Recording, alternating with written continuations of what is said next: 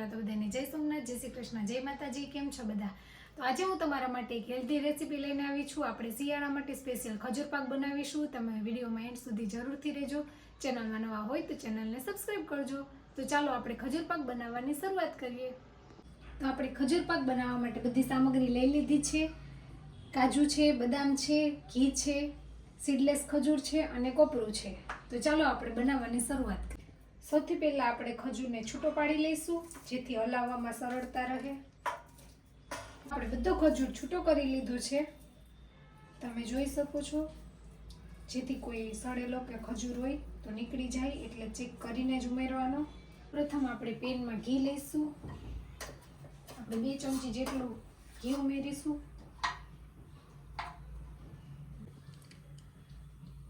ઘી આપણે ઓગાળવાનું છે. ઘી ઓગળી ગયું છે, આપણે તેમાં ખજૂર એડ કરી દઈશું.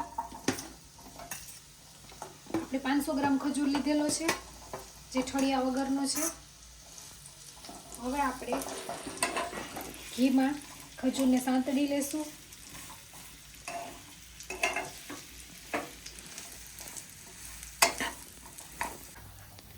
આપણે ખજૂરને જ્યાં સુધી ખજૂર સોફ્ટ ન થઈ જાય ત્યાં સુધી સાંતળવાનું છે. એટલે આપણે ગેસની ફ્લેમ મીડિયમ રાખી અને ખજૂરને સાંતળી લઈશું.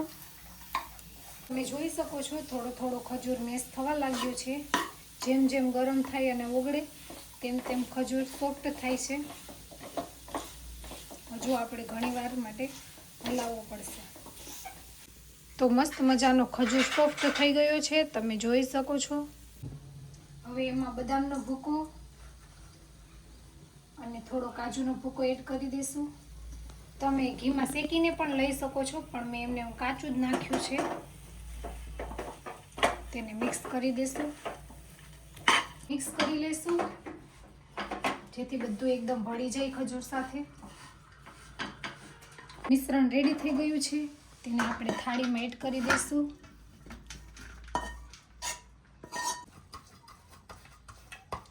હવે આપણે વાટકીની મદદથી બધું ફેલાવી અને લેયર કરી લઈશું. ઉપરથી આપણે થોડું કોપરું સ્પ્રિંકલ કરીશું. આપણે બધામાં એક સરખું લેયર કોપરાનું કરી દઈશું, જેથી ટેસ્ટ ખૂબ જ સરસ આવે. બધું થઈ ગયું છે, હવે આપણે તેને કટિંગ કરી લઈશું.